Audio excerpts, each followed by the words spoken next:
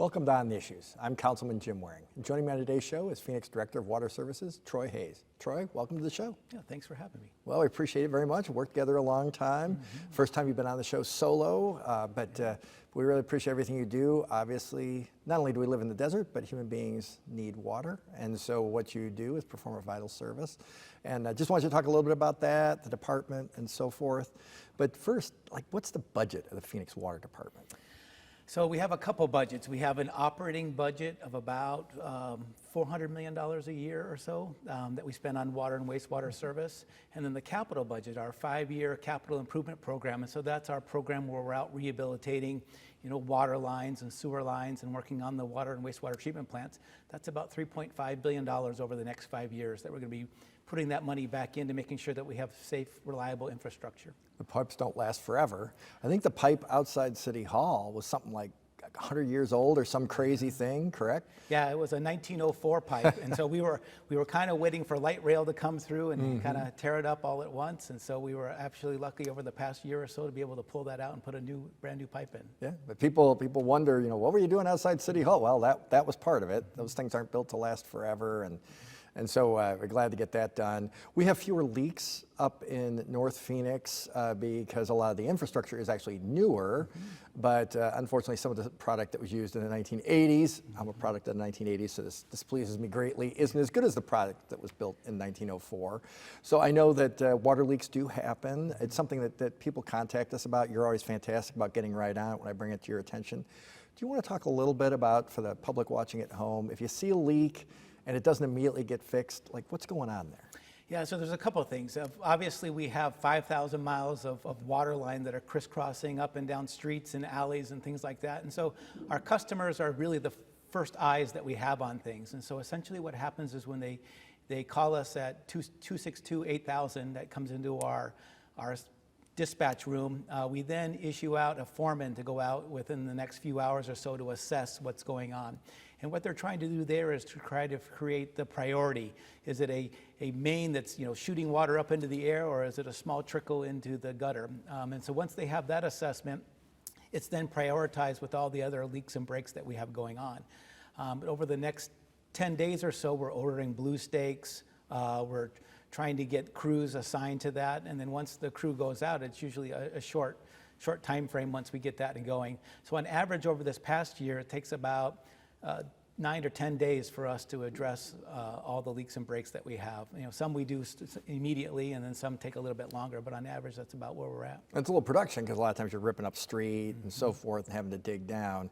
I know when I first got on the council and for a few years subsequent, we weren't spending as much money on fixing leaks, and the public certainly noticed. I know the time horizon, I don't have the details in front of me, but I know you guys have issued reports in the past that frankly I found very encouraging. We pumped more money, no pun intended, into fixing leaks, and that really seemed to make a difference in how long the leaks lasted. Yeah, so we're spending about somewhere between $45 and $50 million a year on fixing leaks and breaks or working on water main replacement projects to get ahead of that. We have a project that we are doing now where we're out assessing the service lines. So that's the little pipe that comes from the main in the street into the homes and businesses. And so we're doing that associated with the lead and copper rule. But that'll give us a good idea of the materials that are being used in those pipes, as that's where most of our leaks and breaks happen, on that little 3/4-inch pipe that coming from the main in the street to the home. And so once we have that, we'll be able to reprioritize to go out and to replace those.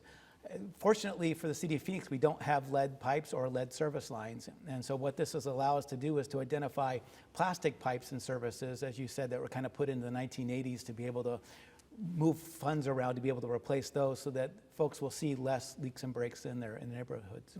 Yeah, and I think we walked through, how do people report a leak and why it sometimes takes a little longer to get it fixed than people might prefer, but obviously you don't have an unlimited army of people to go out, with the number of, leaks that people see, and people just don't, I don't think, process. We have about 5,000 plus miles of streets, and you got 5,000 miles at least of water line, and that's a lot to manage for one department. Our city is very sprawling, so it's a little different than some of the cities back east. They're more concentrated. Yeah, so we have about 5 leak and break yards that are out replacing and fixing leaks and breaks 24 hours a day, 7 days a week. But there again, we rely on our customers to be able to identify those and to send them in. And like I said, we have a prioritized system in which they then prioritize where the crews are going to make sure that they're getting the biggest and the most risky leaks and breaks done first. And I can attest, I've seen leaks fixed on holidays. I've seen leaks fixed on Saturday nights, and I really always appreciate, just wanted to say that publicly, your responsiveness on that. So keep the calls coming. For those at home, we want to make sure that we know about those immediately. Even if it doesn't get fixed immediately, it does get on the radar, and then the process goes from there. I was reading, just online, scrolling through my feed, as everybody does now on their phones.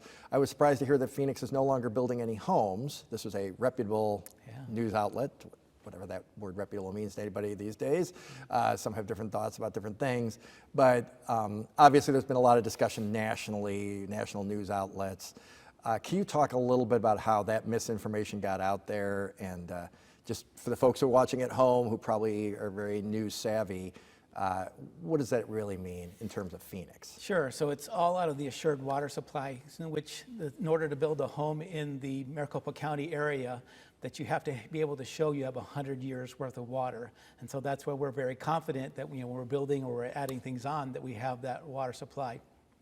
And so associated with that, they have the Phoenix area groundwater model. And so that's what came out a few months ago. Like I said, we didn't necessarily pick the name. We need to change that name. We do. I mentioned that at a council meeting, and I was sort of being half serious, but you guys jumped right on it, because it's led people who don't live in Phoenix to associate Phoenix proper with areas that are really nowhere close to Phoenix, depending on how you gauge nowhere close. Yeah, no, exactly. So as I said, it's the Phoenix area model, but it stretches, for all intensive purposes everywhere in the valley, out from Buckeye to, Tempe and all the other cities that are around us, and looking at the groundwater. In that model, the city of Phoenix itself is fine. We have more groundwater resources than we utilize, and then all that planned out. But that's where kind of the miscommunication came, is the Phoenix area. There's a couple of places that may be having challenges and things like that, and they may be having to restrict the homes that they're building, but that is not in the city of Phoenix. We've planned for drought, as your constituents know, it's hot and dry here in the summer. The people that have planned for the City of Phoenix Water Services Department, for decades prior to me, have known it's hot and dry, and it's known that we're susceptible to drought, so it's not really surprising to us. And so for that we've built water resources to be able to handle things like this, and we've built a water portfolio to make sure that we could build out to the extent that the City of Phoenix can, and to have the resources that we need to be able to supply our customers. And so for people watching at home, I don't want to speak for you, but I think I can safely say this part. We're not trying to minimize anything that's going on with the environment or rain or so forth. All we're saying is that our city forefathers, my predecessors on the council, your predecessors at Water Services, they planned for a not so rainy day. And unfortunately that day is here now, but the plan is being implemented with pumping stations and more wells and so forth. I'm speaking there specifically more about North Phoenix, to make sure that the supplies are available for people who are building homes, who already live in homes, office complexes and so forth. So again, just to hear you say it, because it pleased me the first time, you're confident we're in good shape going forward, and frankly for our kids and grandkids. Yeah, no, exactly. So the water services directors and the planners that came before me, planning for drought really started in the 1940s and the 1950s, and that's really trying to get additional water resources that we don't have and don't necessarily use, to make sure that we have those for these periods. In the 1950s, that was gate water and NCS water on the Salt and the Verde River system, and so getting more water resources from the Salt and the Verde River than we currently have to use through the SRP system.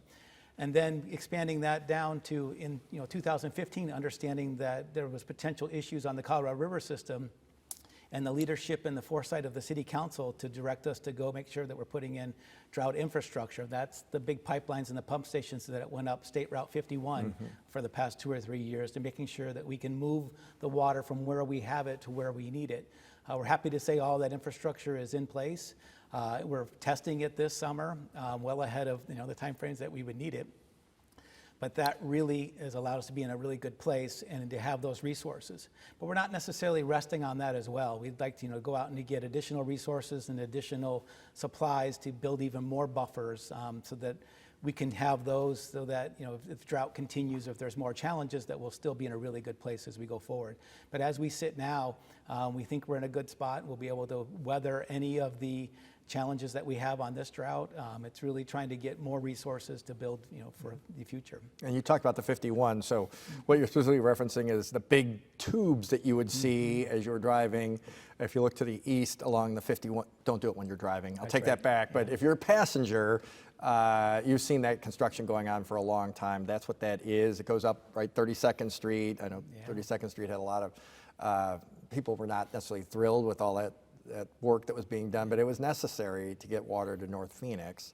And to that end, really Phoenix gets water from multiple sources. Can you highlight those sources and the difference between north and south? Right, so there's 5 water resources that we utilize. The Salt River, the Verde River, the Colorado River, reclaimed water, and then groundwater. Starting in the 1980s, the City of Phoenix made a conscious effort to not utilize groundwater and to step away from that. Because as you pump that and as you utilize that, it takes decades to then replenish it.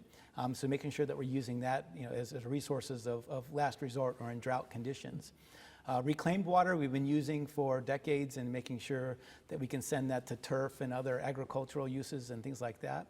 But then utilizing the Salt and the Verde River systems. So as Phoenix grew, as you kind of look at how that happened, up until 1986, our only surface water was the Salt and the Verde River system. In 1986, the Union Hills Water Treatment Plant came online, and that was our first step of being able to utilize Colorado River water up in the north and to be able to service up in there. Our systems were kind of built, they were tied together, but not of any large scales. And so that's where the drought infrastructure of putting large 66-inch pipelines to be able to connect the northern part with the southern part allows us to move water from where we have it to where we need it.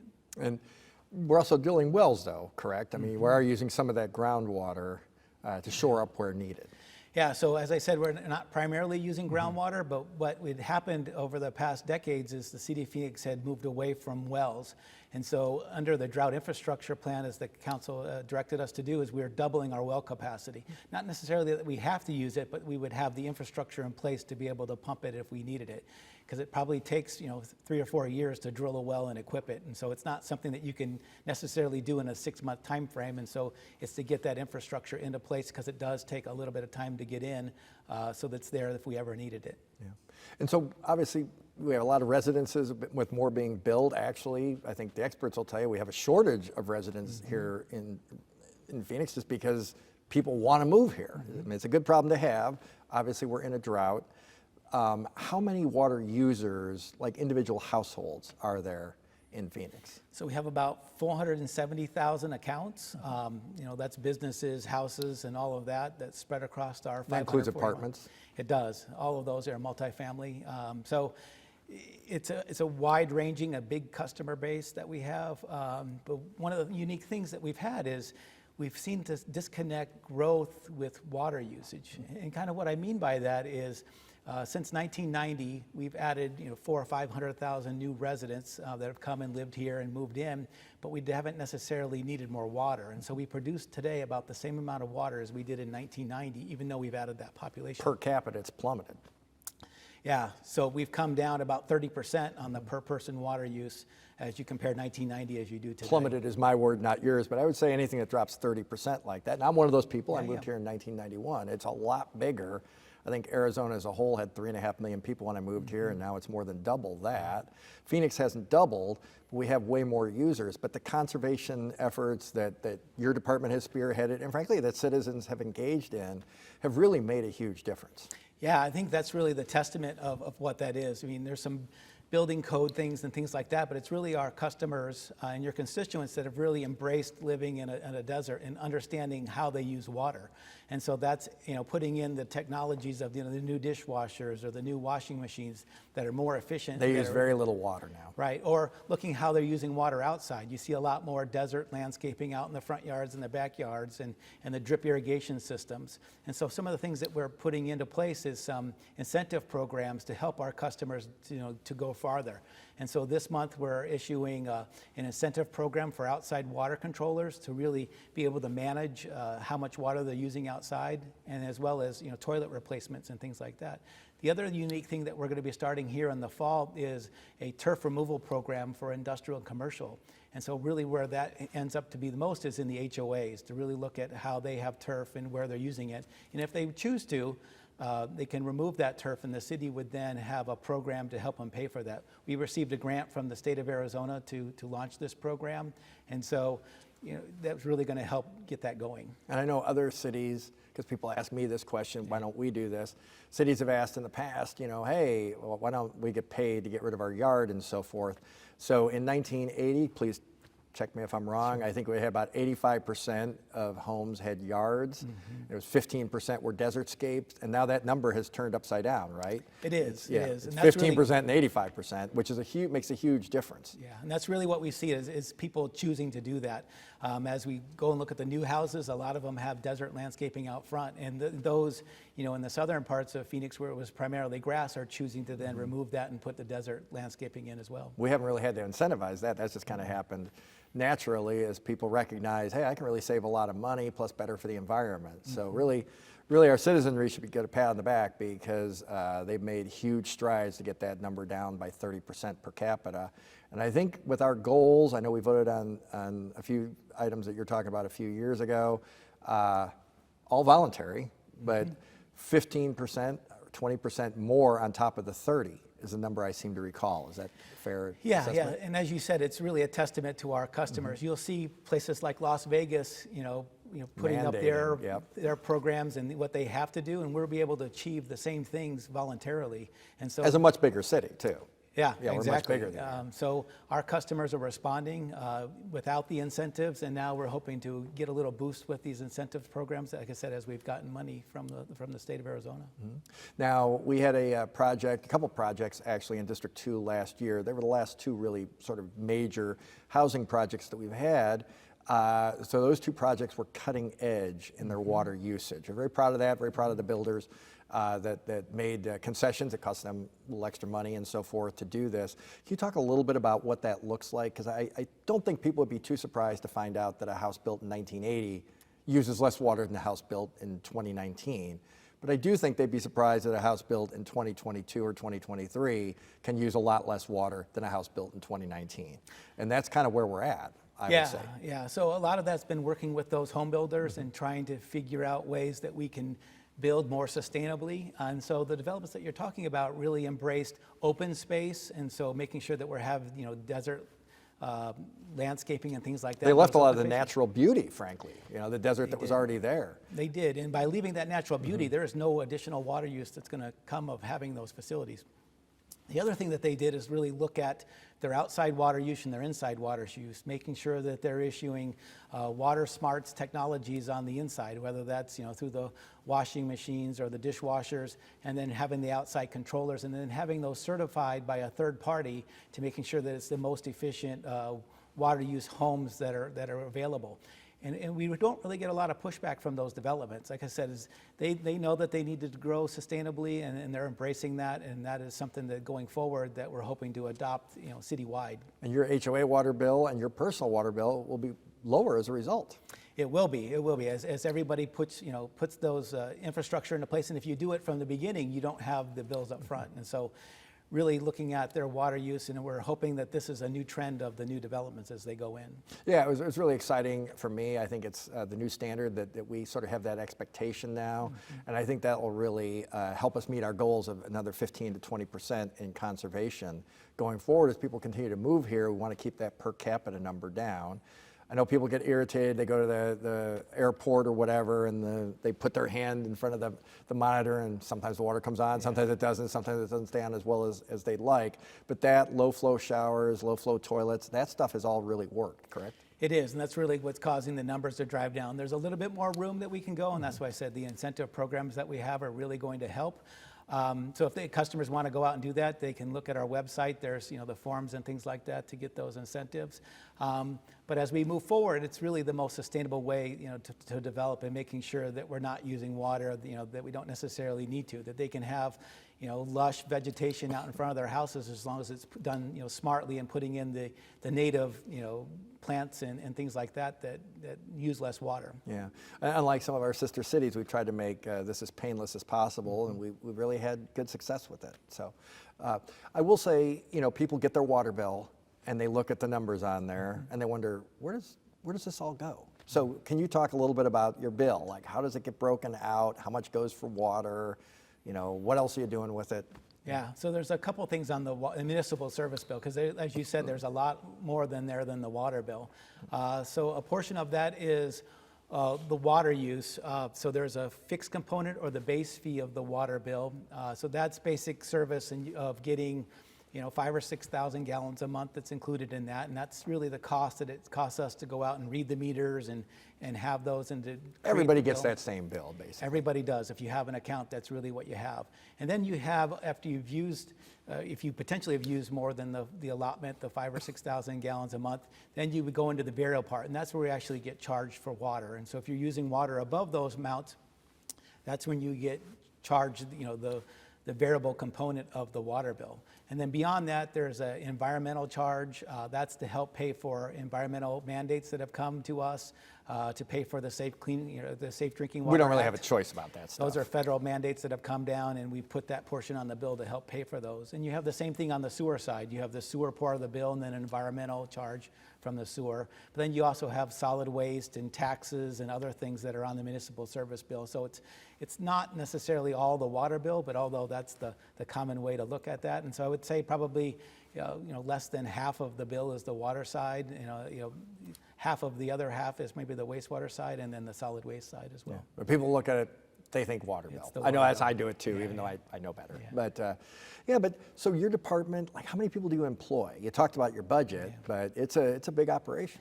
Yeah, so I have about 1,500 staff that work 24 hours a day, 7 days a week, and whether that's out fixing water mains or sewer mains, the 5 water treatment plants that we have, making sure that we have mechanics and machinists and operators to operate those facilities. The same thing on the wastewater side, so we have operators and mechanics, and making sure that we have safe, reliable infrastructure so that when they turn on the tap, water comes out. One of the best and worst things that we get is a customer that calls and says, "Hey, I turned on my tap and nothing happened." That means there was that expectation, as our customers should, that when they have those services, that they turn on the tap or they turn on the shower, and safe, clean, reliable drinking water comes out. And the same thing on the other side, it goes down the drain or flush the toilet, and it goes away, and we treat that and we put that back to the environment. Well, I don't know that I've ever had a call where someone said, I turned on my tap and nothing happened. So that's good news. It is good. I have had a few over the years where they thought their bill was too high, or that there was a leak that maybe it wasn't their fault. We talked earlier about leaks out in the street, but then obviously that connects up to your house. So maybe I'll start with that first.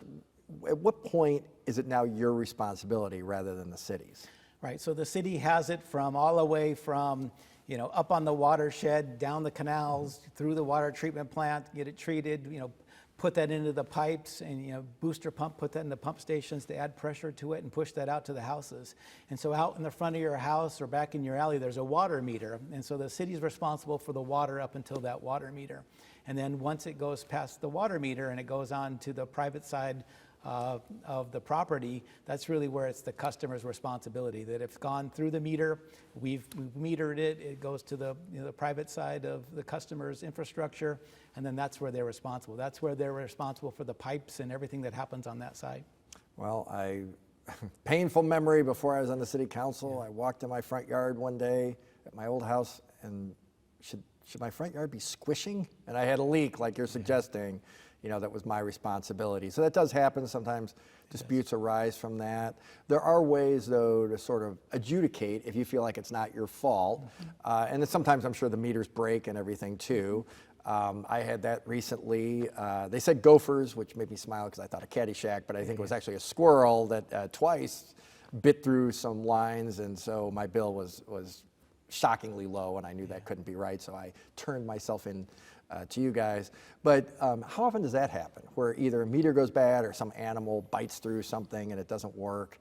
We get those calls. It's not all the time, but eventually you can extrapolate like what the water usage would have been, and basically how much the person is supposed to pay, correct? Yeah, so not very often, but we do have, staff that goes out and addresses those things. So if they call in, they'll interact with the customer service side. We'll try to piece together what's happened. We may have to send a specialist out to look at the meter to try to understand what's happening. If it's on the customer side, we'll put, a staff to come out and to kind of figure out if we can identify what's happening on the customer side as well.